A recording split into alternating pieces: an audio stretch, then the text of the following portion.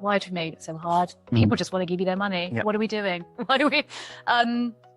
Being scared of automation is a huge one. Being like, let's make everything an inquiry. Why are we doing that?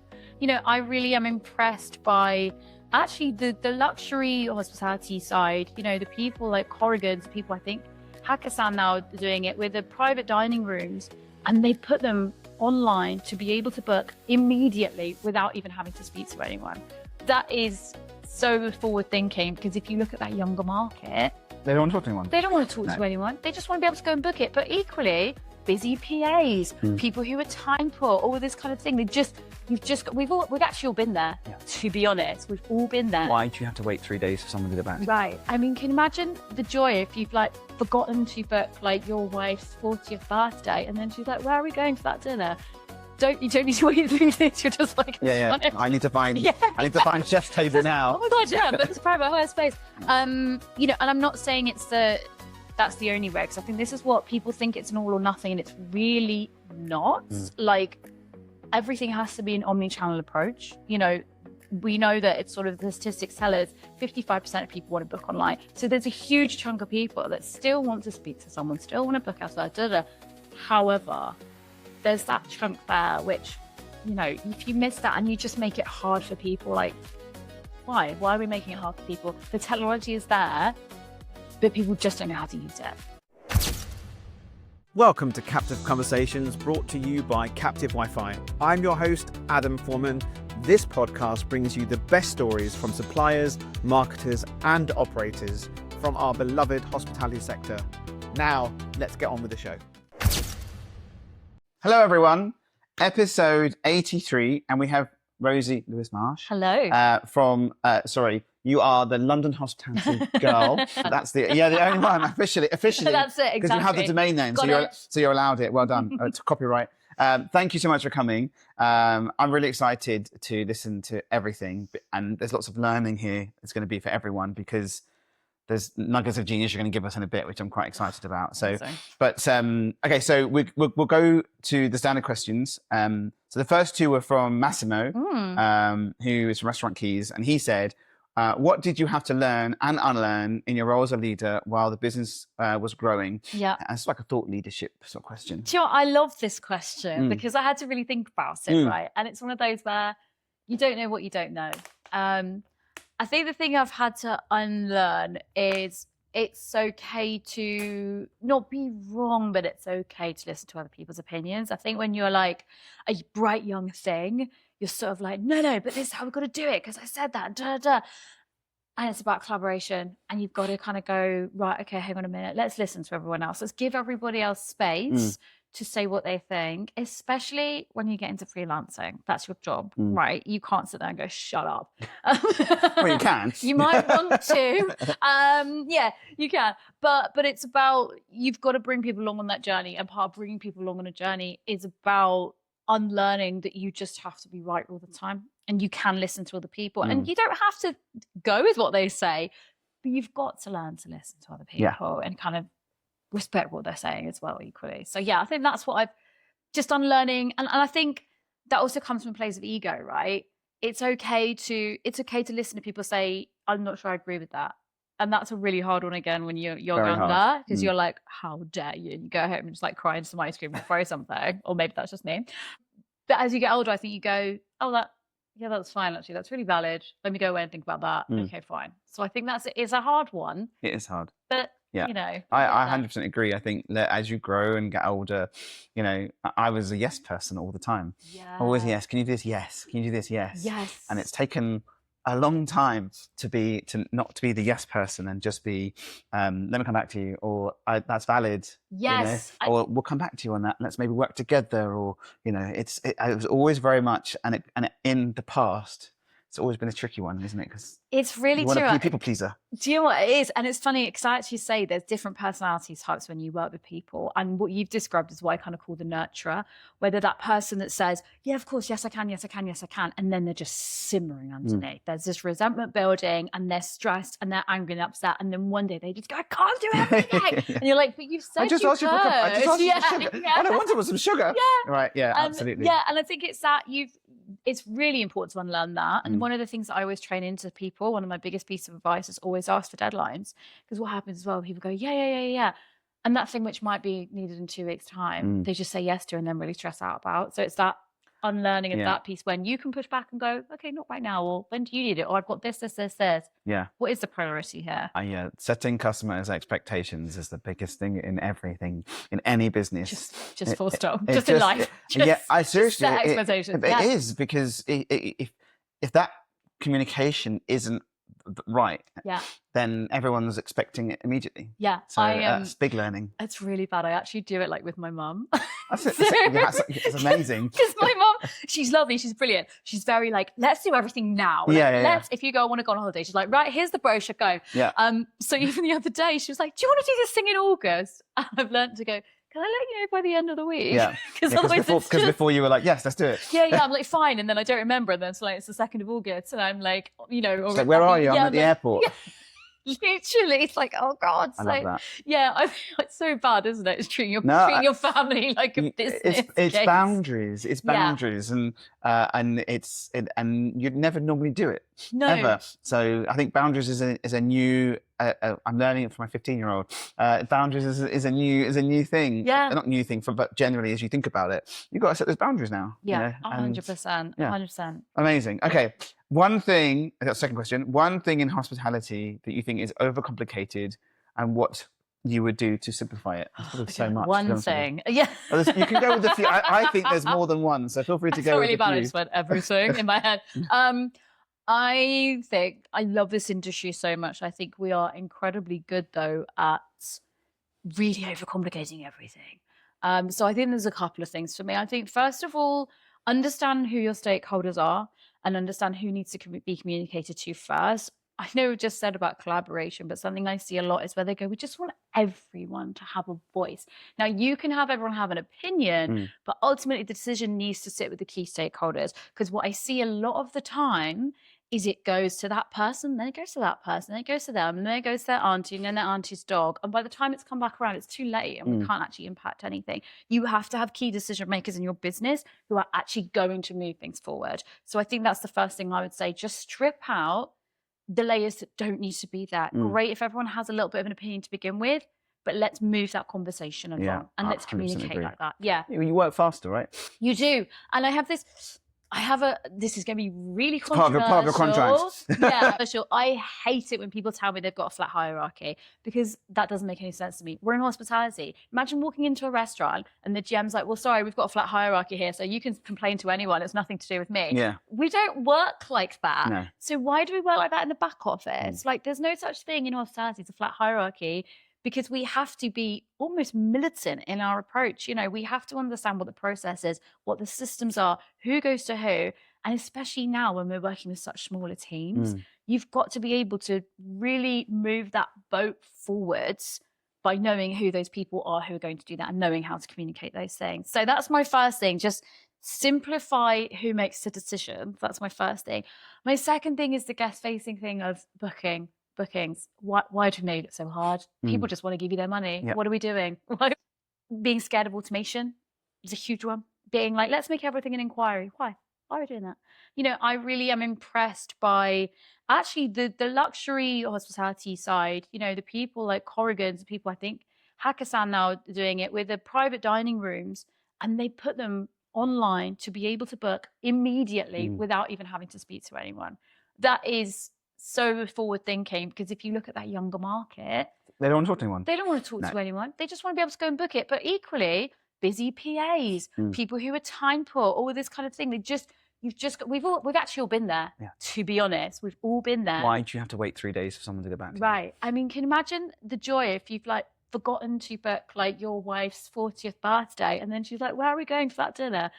You don't need to wait 3 days. You're just like, I need to find chef's table now. Oh my God, yeah, but there's private hire space. Yeah.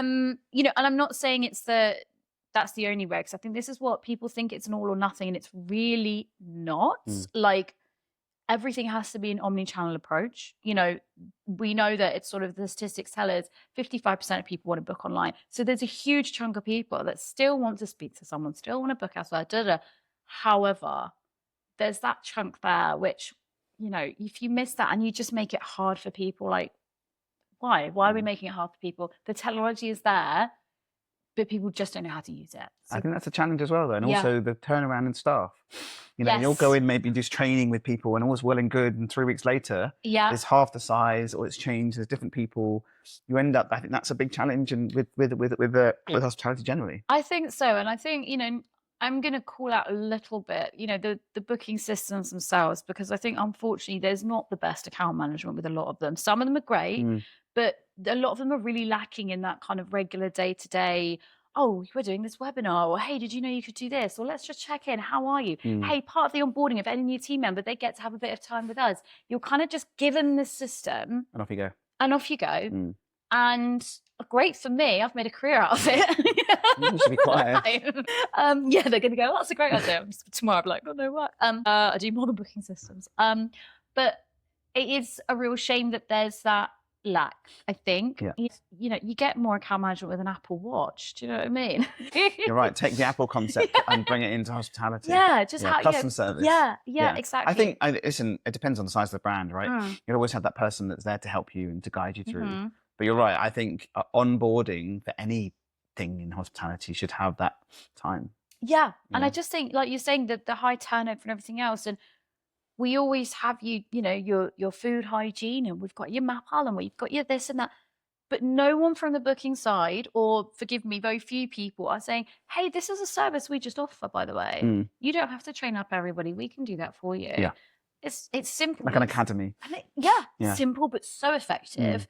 And just because someone's great at sales, it doesn't mean they're great at technology. In fact, a lot of the time they're really good at the relationship bit, and then they just go, I don't know. Yeah, this just books. I hate this. This just does booking for me, right? Yeah. So it's just enabling them to do better. Yeah, I love that. I think there's some really cool training platforms out there that are out there, like Blend and Sideways. I wish you could feed reservations and maybe even your training into that. So when someone's onboarded, they don't necessarily go to speak to anyone. They can just watch that TikTok star video.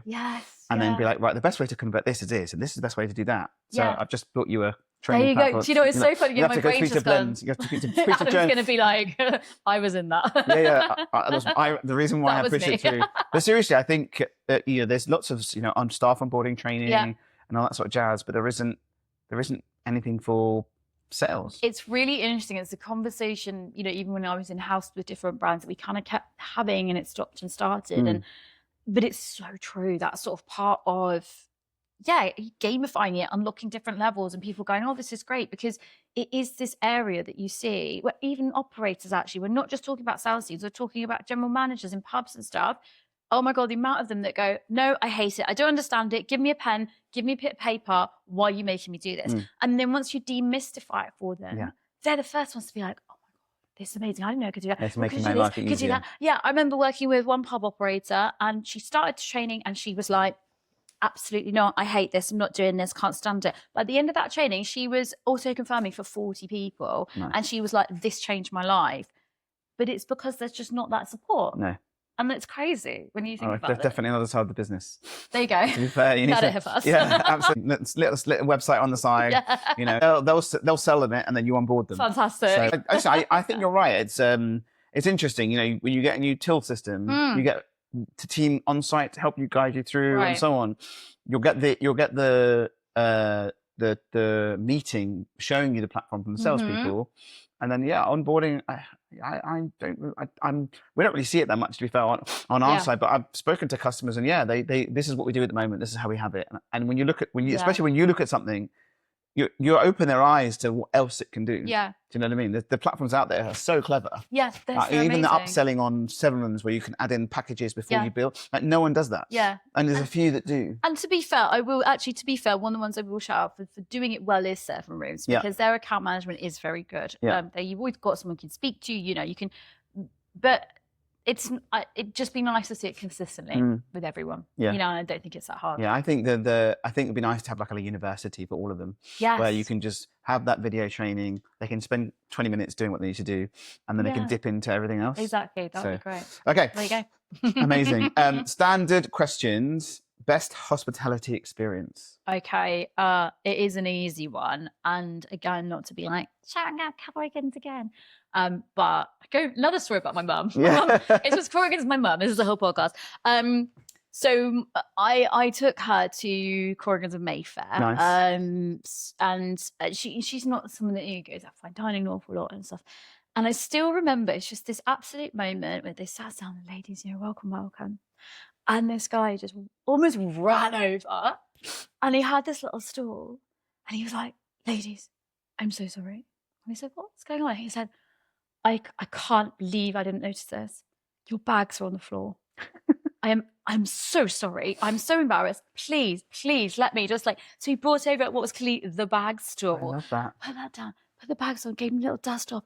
Again, I'm so sorry, ladies. Honestly, I can't apologise enough that I missed that if you need anything else. And my mom was like, oh my God. I'm buying a bag store for home. Yes.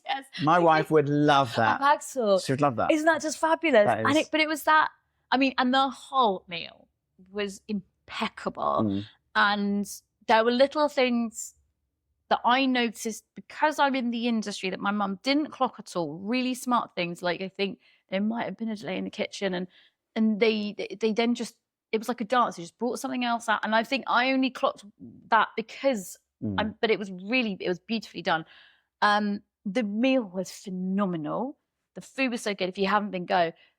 But it was that moment. And I said to my mum at the time, you see, this is for me what luxury is. Luxury is not what the thing is. It's about how it makes you feel. And I think that's really important, especially in any hospitality brand, but especially in that luxury hospitality area. It doesn't matter who you are when you walk through that door, because they treat you like you are absolute royalty. And that's what makes it really special. And I think that's what makes, those are kind of the people that are going to always survive in hospitality, because you can't recreate that feeling at home. Yeah. I think it's those touch points, right? I think it's what hotels do really, really well. Yes. And if the restaurant can try and get to that space, even better. Like that Hilton DoubleTrees with the warm cookies and stuff like that, Yeah. Just little things. And it's these things that we always talk about, when we talk about surprise and delight, right? And I think, unfortunately, sometimes we get too caught up in, well, how much is that going to cost me? And actually, that's not what we're in hospitality for. And I'm not saying give away all your stock or do whatever you want, but actually, when you're saying, well, why do people always go back to that place? Or why do they always do these things? Well, it's because of those touch points and those little moments. It's the memories, isn't it? Yeah. You're telling me this story, right? Yeah. And there's something that your mum's probably telling other people. Yeah. It's just about that story. And again, it's also about training that into your staff and giving them permission to do it. Because this is the other thing I see a lot with, they go, yeah, but they know they can do that. Okay, but do they? Because that guy won't have just woken up at as a 10-year-old child and be like, I feel like people should have bags for their stool, stools for their bags. We need to be training this stuff in. We need to be, again, regimenting and going, this is how you do it. This is what you do. Hey, listen, if you're in a sales team, if it's somebody's wedding anniversary, give them a call up, offer them, free, whatever. It's not just front of house. It is back of house, but you don't know what you don't know. And I think sometimes we overassume and go, yeah, but, and it's like, no, but this again is why luxury hospitality do it very well. I feel like I need to put you into everywhere and just go and speak to people, because you're absolutely right. There's memories that I've had at spaces that I will never forget. Yeah. Ever. Just these little touch points, little things. And when someone says, where do you think we should go? And we're going here, the first thing that comes to your mind is the touch points that you've had. Yeah. So I agree. Okay. Best hospitality tech. Okay. So this one is going to be my lovely friends Adrian and Christopher at Adult AI, and I am blown away by that technology. So Adult AI is what would you call it? They're going to tell me off now. An AI-enabled call handler, I suppose you would say, essentially. But basically, like virtual reservations. That's a really weird thing. A virtual reservationist. I like that.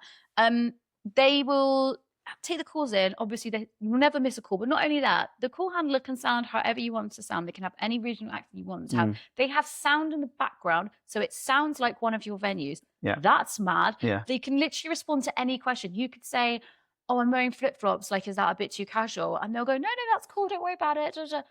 It's like, Yeah. it is. Yes, it's terrifying. Yeah. Yes, the robots are coming. I love it because I think we have to stop working in the perfect world and work in the world we have right now. And again, what do I see with operators all the time? Well, no, but they can't be, they can't pick up the phone because that person's on the floor and that person's doing that and that person's doing that. Right. So what's the solution? What, you just let the phone ring? And now you're letting the phone ring and everyone hates it. Well, you can't. Yeah, but even if you pick up the phone, there's no sales. That's great, but then there's no guest service either. And I'm not saying your operator should be picking up the phone. But what I'm saying is actually, I see the value so much in that AI call handler where you're kind of getting the answers you need, the response you want. It's lost property. There's I believe it's Adsalt that can integrate with certain booking systems as well. You can make a booking. We kind of know that actually a large majority of the stuff coming through the phone isn't necessarily bookings, but it's reducing the noise, right? It's reducing the noise, and it's just giving people a great service. I have a friend of mine I've worked with for about 20 years. She's designed the phone. The restaurant doesn't really they do reservations online, right? But she's designed the IVR, the telephone tree. You can never really get through to anyone. It's so clever. Just in a loop of it's like a loop of things. You might be able to press like 3, 7, and 2 and get through to someone. So she's got like loads of recordings on there, right? So there's no way you get where you need to get to. But they know that the restaurant is so busy all the time. Yeah. So it's different, but he just built it so that you cannot, like, even when we call, we're like, so we'll put a back door in so we can get access. But it's hilarious. She's done it, but you're right. The amount of phone calls that get lost, and if it's just lost property or if it's just questions, they get lost. Yeah, and then you're put off of. I was in Brighton. Shelter Hall was reopening next week, so we're doing some work up there, and I stayed at the DoubleTree. Yeah, and the car park, pressed the button. Just sat there for like 10 minutes. Well, but they were busy. You should have just let me out of the car park. But little things of phoning restaurants, getting information. Yeah. And then with them as well, you can break out to people. Yeah. So I was talking to someone the other day about it. You can just break. You can still. It's not you can't speak to anyone. No, it's not like go away. It lets you break out if you need to. I think that's a really important part. I think operators freak out and they go, the robots are coming, and or they're going to take it, and then no one else is going to be able to speak to anyone. Yeah, but this is the funny thing, because they go, the robots are coming, but then but you're not going to be putting somebody in and paying them full time to pick up the phone and deal with the lost property, are you? So, and equally, then people can't get through. They don't know if you're open. They don't know what's going on. They don't know if you can cater to an allergy to shellfish. So where they're going to go? Do you know what? They're going to go to somewhere that's picking up the phone. Yeah. And it's really interesting what we're seeing in sales teams is you get this kind of phone fatigue. So a lot of sales teams go, I'm not picking up the phone. Why are you picking up the phone? Well, it's never a sale. Yeah. And they're not wrong. However, that's a really bad attitude because then they're never picking up the phone. The phone's just sitting there ringing, or they're turning their phones off, which I'm seeing a lot. You're then breeding a generation of people going, phones are useless and they're rubbish and it's all junk, right? Which is what we're seeing. Whereas actually, if you have something that's handling it and filtering stuff down, the team learns. Well, they're answering the calls for the important stuff, right? Everything I pick up is a revenue driver. Yeah, I think adding a platform like that is definitely going to make a difference because it gets rid of the noise. I think I was talking to someone the other day. I think 60% of the phone calls are still, what time are you open till? Do you blah blah blah? Can I wear trainers? Just, exactly. All the generic stuff. Even if it can't do reservations, that when you've got genuine inquiries, I think if you can have that. I remember speaking to someone in Canada. It's this huge, like 700-seater. They got loads of old people, and she goes, "We have open table." She said, but maybe 15% of people book. Yeah. Everyone phones, so we have to have 3 people manning the phones, and if we're really busy, it's just it's insane. So I think if you can have something similar, I think the challenges I have with that is I haven't tried the Adsalt yet. Yeah. As in phone it, and obviously being in tech, I want to interrupt it. So for me, I want to see a system where when you start to interrupt, because I had someone here a little while ago that's built like an AI bot with at chat, and it still does the buffer. So you're like, actually, and it stops. Yeah. And then it waits. Yeah. And I think the technology is getting better for that. It is. So I think once that hits, and it can understand to wait, and not just stop talking. Yeah. Because if you're talking to someone on the phone and they're talking to you, you never That doesn't happen, Yeah. does it? Yeah. Right. I'm not a robot, but I think when that happens, Yes. I think that will make a big difference. I So agree. for people doing it, I and then now agree. you've got the AI bots that I don't know if you've seen on social now, Maltbot or Claudebot, where people are putting it on their Mac. Yes. And they're running. They've now got their own social network. And then there's now King Maltbook. There's a King. They're all these AI agents, and one of them went on to Twilio, created a number, got himself a number, and called the guy. Wow. So this is like Skynet coming. It is crazy. I mean, yeah, I think that's just this week. Yeah, it's crazy. And I do kind of love the socials I've seen with people like, you know, I mean, it's taking the mitt, but it's like people getting fired by their like AI manager. Yeah. This computer's replacing you. This computer's replacing you. Yeah, exactly. So, okay. So we're going to go back in time. Lovely. To the very beginning. Oh. Where did it? Jurassic Age. I usually ask a question actually. Did you work in bars or clubs or pubs or in the early doors? Yes, I kind of, from the age I could. I think I was like a waitress in a Cuban themed bar. So I sort of spent my teenage years in Exeter actually. And I worked at a place called Havana's, I think it was called. And I just loved it. They used to have one in London, I think. And Cuban theme. Yeah, and I just loved it. Absolutely loved it. And then went to drama school in London because you have to if you're in hospitality. Everyone knows that. I was in. Sorry to interrupt you. I was in Brother Marcus in Covent Garden. And everyone there is acting school. This is insane. Yeah, because they're like, good morning. Yeah, I remember at Swingers, everyone was amazing. Like you went into the West End site and the host would be like, hello. And I was like, okay, all right, hi. Yeah, this is your place. I think it's like a running joke where I sort of say, if I'm recruiting people in sales, I don't want to know what uni you went to. I want to know what's the discipline you studied. What's your training? Yes. Did you learn? So I went to Drama Centre and worked all the way through at a cocktail bar there in Hatton Garden, fantastic cocktail bar there, with a wonderful man called Vincenzo, who now I think is at Imbibe. So shout out Vincenzo if you're watching. What time is it? Shot o'clock. Wonderful man. And then did that thing of falling into the hospitality sales side of things. So I weirdly worked at the Old Vic, and then I worked at a wonderful company called Dinner Dates, which is like a dating agency. My now very good friend Hilly, and then after that, just went for this job interview for this company that I'd never heard of called Novus Leisure. Novus Leisure. Novus Leisure, and just kind of. You don't happen to be into most of their clubs, right? Yeah. I was like, okay, I guess this. Yeah. And then ended up there for I think about 6 years. So worked my way up, or maybe a bit less. So was that after? So I'm going to show my age now. Was that so Novus?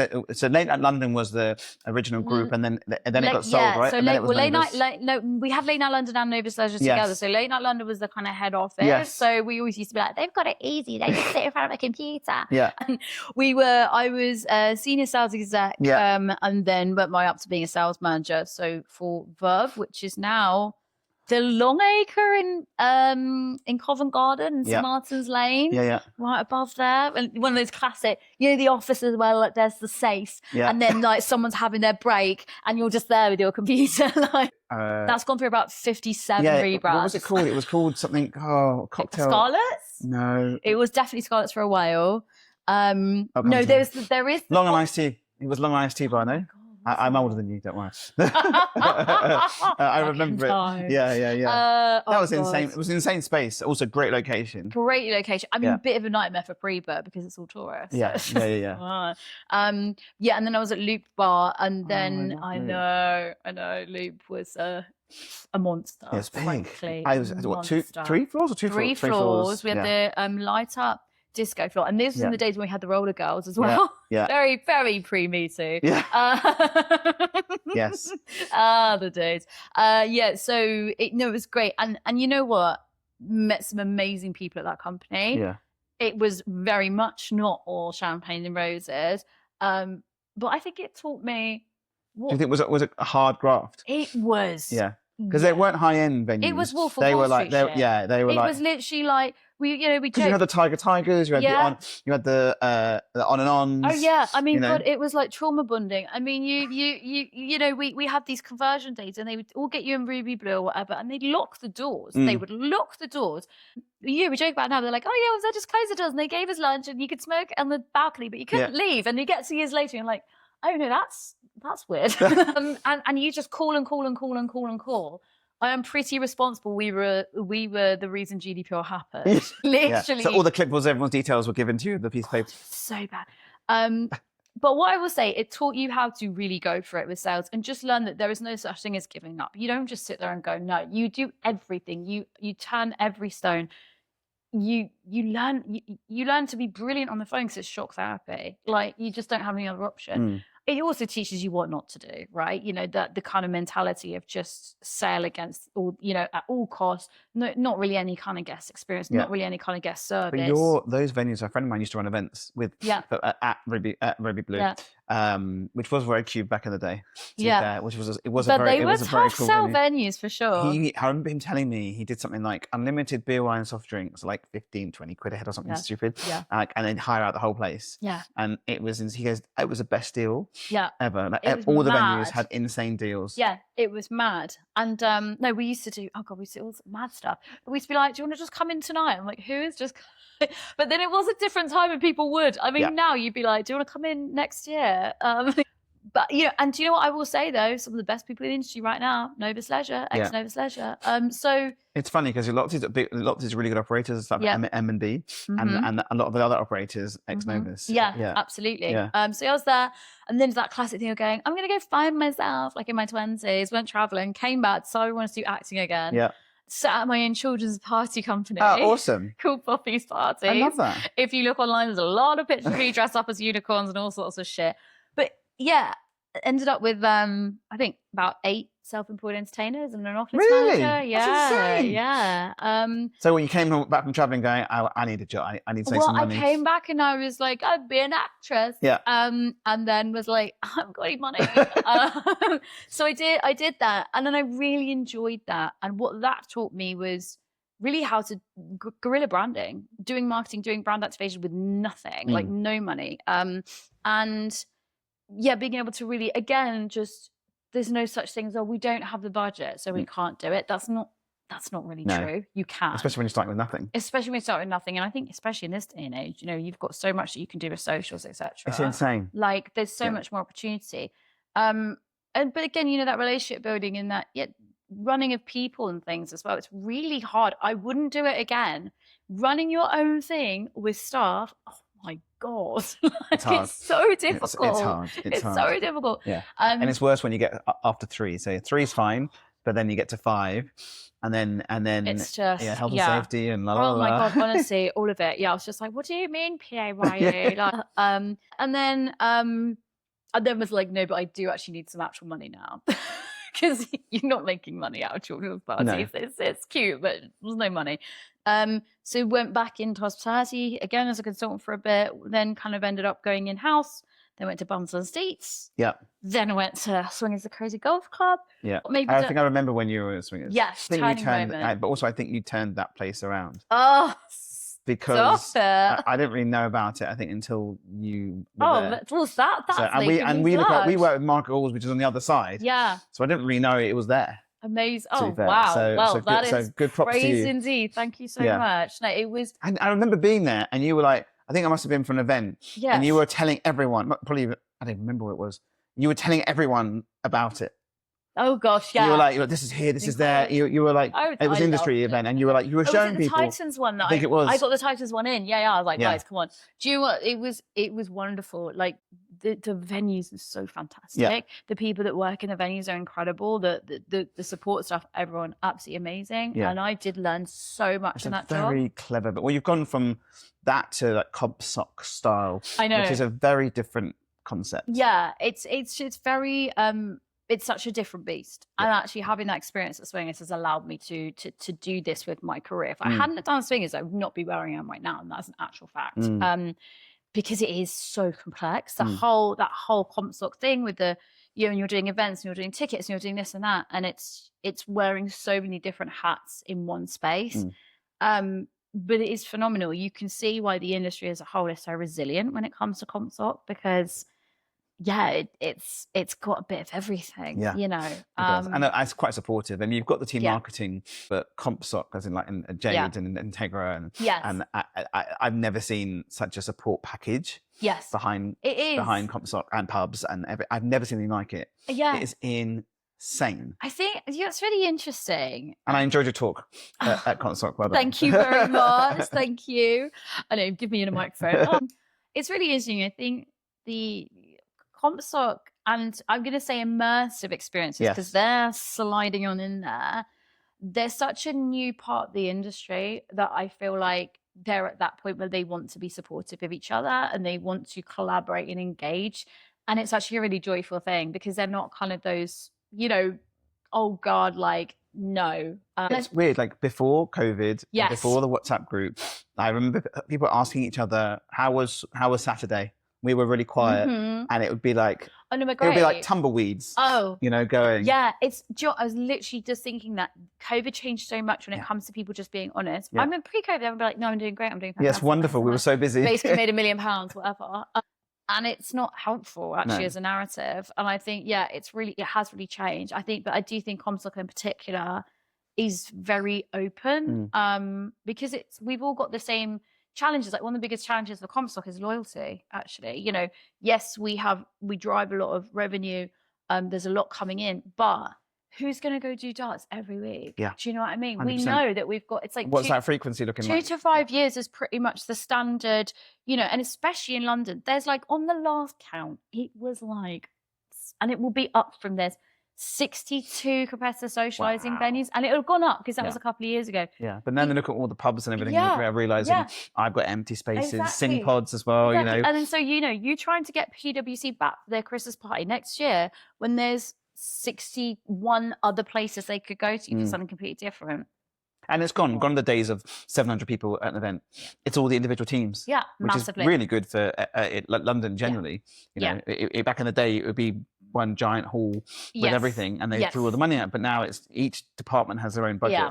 Unless you're a super big bank. But we're seeing a lot less of those really big buyouts. They are much more few and far between now. And I do think it's a bit of an optics thing as well. I think the corporate market doesn't want to be seen to be spending that. They are if you add it all up. If you add it all up, they are. But it's that, but they don't want that kind of press of, oh look, and then they just laid it like half those people off. That's fun. It's just not. It's not been resilient in the way the American market has been, where they are still throwing money like that around. So got maybe done it from Swingers, and got a really good bit of advice actually from you and my friend lovely Rupert at our Saturday Titans. He said, just don't jump into anything. You've got to understand what you really want, and what what you need, what your likes and dislikes are. He's quite seasoned. He's like the oracle. Like if Rupert Consumer ever gives you advice, take it. That's my biggest thing. Because it was the best piece of advice I think I've ever had, because I really did that exercise and just kept going into these, these full-time interviews, and just nothing was ticking every box. And I was just like, And then I was just very lucky to have sort of clients from Bums and Seats go, oh, are you doing a bit of freelance? Yeah, okay. And it just snowballed. And then, and I'm not saying, oh, it just snowballed and then I didn't do anything. I did have the shock. I'm not going to sugarcoat it, earlier this year, where I was very comfortable and everything was great. And then all of a sudden, no one's fault, but one client needed to reduce days, another client wanted to stop the project. And I had just been going, la, la, la, la. And then I kind of went, oh, wait, no, hang on. This isn't normal. No. So it's not like, then it's been a dream ever since. It's been a hustle and it's been hard work. But you're a hustler, so it's all right. I'm the seller. You are doing sales and you are selling yourself, and that can be tiring. But I love that I'm in control of the projects I do, and I also love that I can just utilize a lot of different parts of my brain. And then so that was the piece of setting up the website, setting up the brand, and then basically using your little black book of people. I think I think, again, weirdly, doing poppies, I knew how to do a website. Yeah. You know, I kind of knew how to do a brand and knew how to present it and do it. And there's still work to be done on that side. But then, yeah, I think But also you're present. So like LinkedIn, yes, you're you not have to be. you're not quiet. You're present in LinkedIn. You'll say what you mean, and you'll put those posts in, and people will comment. Yes, which is really important. I think you have to be. It really surprises me when people are still a bit like, oh yeah, saw you on LinkedIn. I'm like, yeah, because that's where I get my business. Yes. And LinkedIn is the you should be Facebook. getting your LinkedIn is the business. Facebook of business, right? Yeah, it is. And it's like, if you're not there, then I don't know where you are, because that's where your audience is. Like, especially if you're doing sales and appealing to a corporate market, Yeah, they're there. So, you know, it's really interesting. I've done training recently, and there's some really fascinating statistics. It's like 70-something% of people are more likely to buy from salespeople where they actively engage with a platform, because you're more trustworthy. You're a human. And again, it goes back to the AI thing. If you're posting on LinkedIn, you're doing content and it's funny and it's relatable, you're not AI, you're a person. So people will go, oh yeah, okay. Like, I know amazing salespeople at the moment who their biggest sales channels are Instagram and LinkedIn, because they utilize them so well. If you're not utilizing LinkedIn, like I'll be savage, I don't really know what you're doing. If you're in sales, like, where are you? You know? But yeah, you have to be. I'm trying to up my Instagram game. well, next, well, after this, you'll have. I'll let this one go off. There we go. My little battery up. Let's put it back on. He says, there we go. Hey, Yeah, it's all good. I told you it overheats. Yeah, the next thing. Well, you'll have content from here, but the next thing to do is to get over the hump. Yes. And we had some here earlier today, and they were like, "I'm trying to do more LinkedIn." And I was like, "Do the video." Yeah, do the video. I know. It's hard. It's hard, and I had to get over the hump. Yes. Of just seeing myself and the making. Listen, I've got a 15-year-old and an 18-year-old, right? My 15-year-old goes to drama school, oh wow. and she's a dancer as well. Yeah. But she, her friends were like, said to her, I saw a dad on TikTok. He's Adam the Wi-Fi guy. I've liked your dad on TikTok, and it's hilarious because it's like, I'm like, why? I don't want them to like me, but you know, because the social channels just go out. It doesn't. Really, not that I use TikTok a huge amount, but it posts. Yeah. So and it's getting over the hump. It is. It's so true, because and you make a lot of sense. Yeah. Well, thank you. And I'm trying to. I take a lot of inspiration. There's a few people at the moment I'm really. You know, Charlotte Mayer from The Fitting Room, fantastic, a phenomenal woman on TikTok at the moment. Libby Brody, who's a wine expert, you know, she's incredible on Instagram. And yeah, and even like, you know, my husband and he's a fencing contractor, but he puts everything, he puts himself in front of the camera. I'm trying to, as much as it's like, but Rosie, you love a camera, and I do. Yeah. But it's different. It's different, yeah. It is so different. I'm getting there, guys. My local Italian. I live in Elstree Bournemouth, where they film Wicked, so I can say not EastEnders anymore, but where they film Wicked. Hello. So it's good to use that now. It's local Italian restaurant. He's really cool, and I said to him about 6 months ago, or something, like, come on, you've got to have a laugh with yourself. Yeah. Just be silly. And I was like, I sent him some links of like, look at these ones. And he's hilarious. And he did, you know, the whole thing with the pizza, where they do the thing with the pizza, and they shake it, right? He did that, and then he basically opened up the thingy, and it was him doing this. 9.9 million views on TikTok. Oh my God. Insane. It's gone. He's like, I don't know what to do with myself. He's not getting a huge amount of business from it, but it's out there. So now he's doing stuff like, he's making fun of himself, and I love it. Yeah. And that's what needs to be done for restaurants and TikTok and so on. You know, he'll film some of the food and stuff like that, but it's good. I think for me, on your side, is there's so many little things that you could in a 1 minute 30-second clip that makes so much sense, and we'll have some from here. So there you go. You can start. You can start by using this one. I'll start. I think we'll make it. We'll make a difference, and all you need is the iPhone. Yeah, that's it. And then you level up to the Osmo. Oh my gosh, one step at a time. I've actually got an interesting question here, to be fair, which I don't normally go to the questions, so we normally just fill off, but it is an interesting one. So. This is a good one, actually. Guest behavior is changing fast. When you look at covers, booking platforms, and engagement, what signals do you think operators need to pay more attention to right now? So, Joe, it is really, really good question. And I know we always go, booking windows. But it is booking windows. And I think that we have to be more reactive. You know, we're seeing like 4-week windows at the moment. You know, you're lucky if you're getting 6 to 8 weeks out of corporate bookers.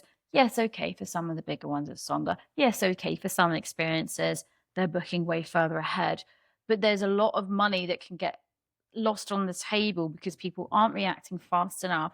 Or they're not, if you're looking at it actually from a comp stock point of view, which is quite specialist, not holding the inventory for long enough. Because there's a bit of fear of, well, if I don't release this to the public side of the business, then I'm not going to be able to convert that money. But, actually, ultimately, that's fine. But you can end up losing money doing that in the meantime if you've just released all that inventory to somewhere else. The response times are just, they have to be faster. We need to be looking at a 2-hour response time, really. I think it's mental that you don't get it. And if it's a group booking, and you're going to make money out of it, and you can upsell it, it's just got to be faster, because we know that there's that classic thing. If they've inquired with 5 other people, there's people looking for stuff and they need it now, and you can't ignore that. And that's not to say, oh, let's make everyone's life a lot harder, but it's about being structured in your work approach. So you have like, right in the morning, you're going to check your new inquiries, you're going to do this, you're going to do this, you're going to do this, you're going to do this, but you are always going to look at your new inquiries, and they're always going to be the things that you do jump on ultimately. And I think we sort of ignore it and then do this weird thing of going, well, what about, we need to start thinking about the World Cup, and we need to start thinking about Christmas, but then we sort of do that, but we don't quite think about it. And then we're not quite done with Christmas. And then suddenly it's September and we haven't got those menus sorted. And there's part of me that's like, I don't really understand the alchemy here. It's like, we're too ready, but we're also not ready enough. Like, it's the immediate you're not ready for. Yes, it's the immediate you're not ready for. But we need, essentially what it does boil down to is, please have a strategy and please have a plan, and make that a monthly, simple to follow strategy. What are you starting to think about? What's your booking window? What are you going to be putting on your system? You don't have to reinvent the wheel, and it doesn't have to be a huge sort of PowerPoint, but let's stop kind of trying to shove everything in at the same time and then lose those things and then forget to pick them up again later. I think it's, but then you struggle with teams, because we talk about resource. So if you've got one salesperson who's there doing everything, and then with a bit of marketing support, or maybe even sales and marketing, and they're doing everything, then it is that, again, it's that, having a strategy allows you to have boundaries and push back, which kind of circles back to what we were saying. But if you don't have that, then every time the MD or the CEO, whoever it is, comes and goes, have you thought about this? And you go, oh God, no. Hold on, let me put my headphones on. Silence everyone out. Whereas if you go, oh no, we absolutely have thought about that. Just so you're aware, though, that's kind of sitting in this quarter here. Does that work for you? Yeah. Your CEO will leave you alone. They'll go, you're setting their expectations again, aren't you? Well, then they go back to the board and go, do you know what, it's fine, we've got it, because she's actually got that and I can show you that today. That's fine. Yeah. Because they're not actually trying to panic you and stress you out and make you want to go be sick in a corner. What they're trying to do is assess, have we thought about this and have we done it? And I think, it's that sort of panic. Well, it's their pressures, isn't it? It's the pressures from downstream pressure coming in, and they're told what's going on with this. Yeah, absolutely. So I think, to kind of go back to the original question, I think it's just, we really need to just think about those booking windows and how short they are, and just put more, not pressure, but put more sort of focus on that and converting those, because money does get lost on the table so much. I think even I spoke to Guesswise the other day, and they're starting to build the auto reply by email. Nice. And to be able to answer those questions by email, which I think is really nice. And I think that's going to be an interesting one to look at, because AdSort could do the phone great, but there's nothing yet replying to messages that someone emails in, say, I've got a wedding inquiry. That system can look at it, send back I'm assuming, I've only seen part of it, but send, and then when someone needs to break out to speak to someone, then it's fine. So I think that looks insane. So I think if that's really exciting. That's something really interesting, especially for bigger spaces, bigger restaurant groups who haven't got as much. And again, it's reducing the noise.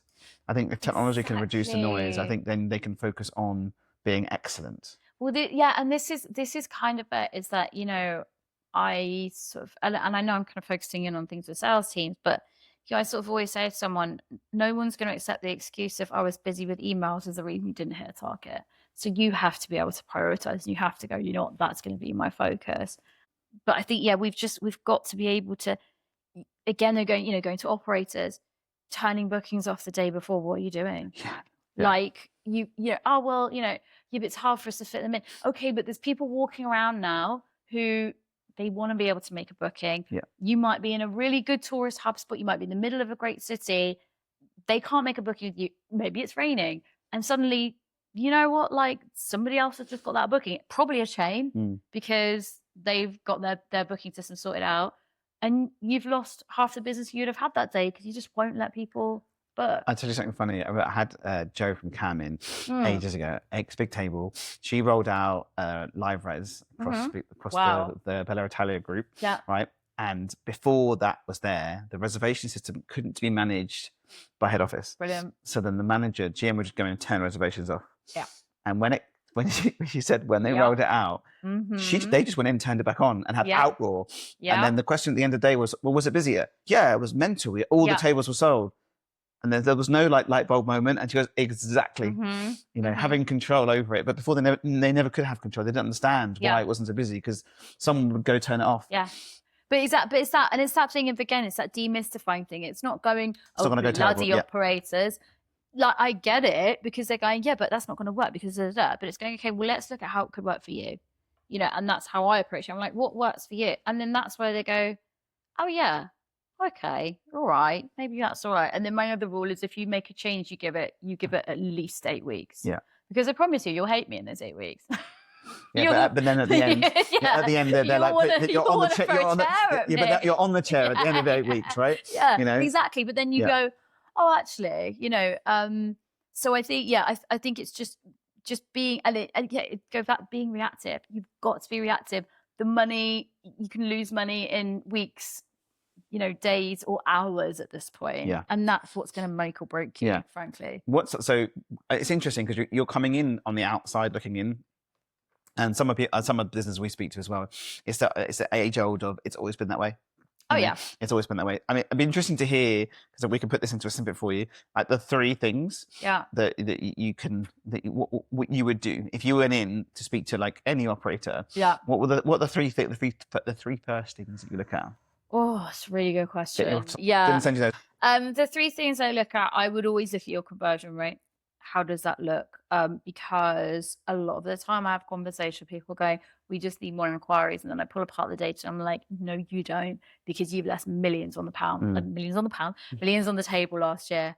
So what does the conversion rate look like? And if it's really low, then how much automation are you actually using? That's my sort of second thing. Are you utilizing your systems properly? And I suppose the third question might feel softer, but it's how much buy-in genuinely is there from the rest of the team? Because if you don't have a salesperson in there, which a lot of people don't, that's fine, but are they bought into the idea of pre-book sales? Do they understand how beneficial it is?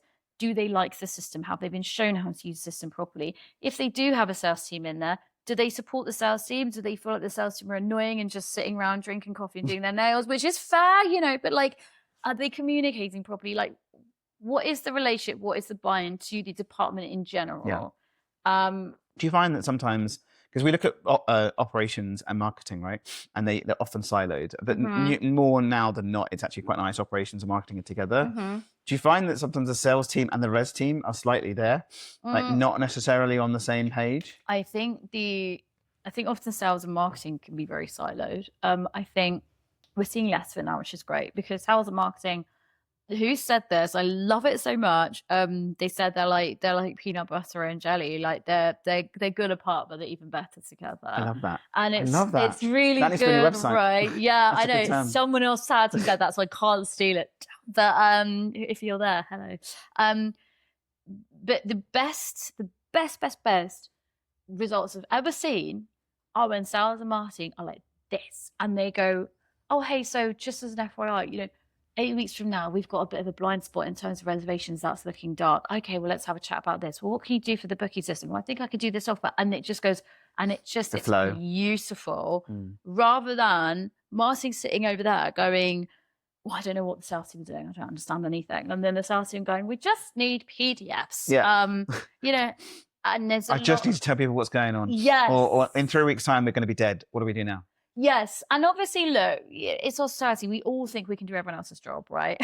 We're all convinced we can do sometimes it you're thrown better. into it, aren't you? I guess that's the challenge, isn't it? Yeah, you're like, well, if I was running this place. But I think that it's that understanding of, again, it's just conversations and communication. But I think one of the things I need to understand from everybody is, well, what is the buy-in here? What is this communication? How does that work? Because that's often one of the first things I need to work on is, you know, look, this is why this could be great for you. And let's give this a go. You've got to do the hearts and minds, because otherwise you could do all this work. If you haven't done the hearts and minds piece, they're going to rip it out the next day. Yeah. You know? Yeah, buy-in, Yeah. 100%. It's so interesting when we're speaking to customers and we're onboarding customers and stuff like that. When everyone's bought in, everything just flies. Like it literally, activation, marketing, ops, it all just absolutely flies, and they get more out of it. Yeah, and they understand it, and so on. So it's super interesting when you look at all of it. But even, you know, if we ops, marketing, and sales together, it's like the dream machine. That's the dream machine. Do you know what I mean? Yeah, absolutely. So, that's the trifecta. Yeah, because then you've got ops on the ground reporting. It's fine. It's funny when we see someone who's a marketer who was ops before. It's so different. Or someone who was ex retail and now in marketing for Hospo. So different. Yes. Because they've been in the trenches to sort of they understand the challenges. Yeah. I think absolutely. Yeah, and I think you know, you can't. It's got to be deliverable. Like from a marketing perspective, you know, look, I'm not, you know, I'm more in the sales side, but there is no point having an incredible marketing campaign with this beautiful branding and if actually like the chefs cannot make that bloody dish. Or you can't convert it. Yeah. How does sales convert that marketing? Amazing, beautiful marketing job into conversion. Yeah, and I have experienced sometimes that there's just a bit of there's too much sort of caginess on the brand. It's got to be the brand. Yeah. And I agree with that, but at the same time, you know, if it has to move slightly because this means that this will be a better experience for the guest doesn't actually care that much about, you know, and I know every marketer is going to go, but, you know, if a little something needs to shift, we've got to be flexible with that. Yes, the brand is very important. Yes, we need to protect the brand. Salespeople do need to be better at understanding that piece. But ultimately, it's all about the guest. And it's what they want. Yeah. So I said to, I have had a few people on, a few salesy people on, and I did a LinkedIn live a little while ago with like marketing and ops. And I said, I haven't had time to do it, but I should do it. I want to do like a LinkedIn, like a live on LinkedIn, YouTube, LinkedIn live with a mix of sales and marketing together. Yes. And then ask those questions. Literally a boxing ring. But I think it'll be, because we had ops and marketing last time. Yeah. So we had a mix of ops. And so we had like, you know, Gemma from Honest and Tommy from Honest, as well as William Connors. It was a really nice mix of where that feature goes. But I think the sales piece is really interesting. And I think it's missed. In a lot of places, and I think this is definitely going to help because we're in January, and people listening to you, it's going to resonate with what needs to be done. So yeah, I think I will talk to you about that later. But coming to the end, so I'm going to give you a round of applause. Love. There we go. Thank you. This has been. I could talk to you for hours, but I'm not going to. But it's really interesting to listen to, because there's so many little things you can do. You know, and also when you're looking, when it's fresh eyes coming in, it's always so important because as I said, we speak to people all the time. It's been that way. Why is it this way? We've always been that way. And then one little change, massive. So, all right. So let's look at the final questions. Yeah. Best restaurants. Oh, best restaurant. Okay. Obviously, best restaurant depends on the day of the week, what the weather is, etc. But Bocca di Lupo, you can never go wrong. You just can't. It's stunning. I love it. They're like, this is the menu. You go screw yourself. Yeah, like, really? Yeah, that's the menu. I love that. And I think they change the menu daily, only little things, depending on what they have. But that's that. Yeah. So you have that, or you go somewhere else. Don't worry about it. I think they've got the ice cream place opposite Jellypoo. Yes. Have you tried that one? I haven't. But I went for my birthday and they were just phenomenal. And they do a wonderful Lambrusco, you know, the red sparkling, and it's oh god. And the people are lovely, and just go. It's a good brand. Yeah. Best burger. Okay, this is so niche. And it doesn't involve London. So I live in Sussex. There's a place near me called Trenchmore Farm, and It probably sounds really weird because the cows are there. They're Wagyu cows. Yeah. So they are like there Yeah. as you're eating your burger. So you can go like cuddle them and be like, Yeah. sorry. That is the best Yeah. Wagyu beef burger. Smash or normal? Normal. Juicy. They're the people that make the silly moo cider. Okay. So summertime, you're out there with your Nice. freshly, couldn't be more farm to fork. Yeah. I think I had like Stilton on it. Like I'm Ooh. actually feeling hungry. You're making me hungry. Yeah. And then your cold pint of silly moo cider. Love If that. you ever get the chance to go, and they're lovely people, and you can buy their steak and stuff afterwards Oh, as really? well. Yeah, they've got a fridge. I'm done. Do it. Just hanging like on that. So like they've literally got a little fridge Yeah. full of all their stuff, and you can just Wow. take it away as well after. But lovely farm. Go support them. They're wonderful. That's amazing. Best hotel. Oh, I mean, I've never stayed, but the Savoy is like my favorite place in the world. So if anyone wants to sponsor me to stay, Get you a job in it's some just- consultancy there. Yeah. oh my god, yeah, I'll need Ramses, I need just to get be in the Just get room Ramses to to- really get a feel Just of. get Ramses to put you in. Yeah, and great. then If you, you're listening, yeah. hi. Yeah, I just think they're wonderful, aren't they? Yeah. They're great. Nothing else to say, really. No, Just, it that's is that. insane. Okay, 2 questions for the next guest. Yeah, I really liked this. So my first one is, there's a lot of brilliant younger people coming up in this industry. I would love to know, if you're trying to coach someone to be an amazing leader and they're new to being a leader, what would be your advice to them? I'd really love I to like know that. that. That's good. And my second question is, how do you ensure that you can pivot in a business without changing too much? Mhm. Because I think that's a big challenge. Yeah. I always say pivoting isn't pivoting if you've done a full circle. But I'm just interested to know how the people kind of balance Yep. those things as well. Very, very, very deep. Very deep. I don't remember who's next, but I can't wait to share it to them. Yeah, But listen, thank you so much. I'm going to give you Thank another you. round of applause, and we can give everyone a wave goodbye. Thank you. Amazing.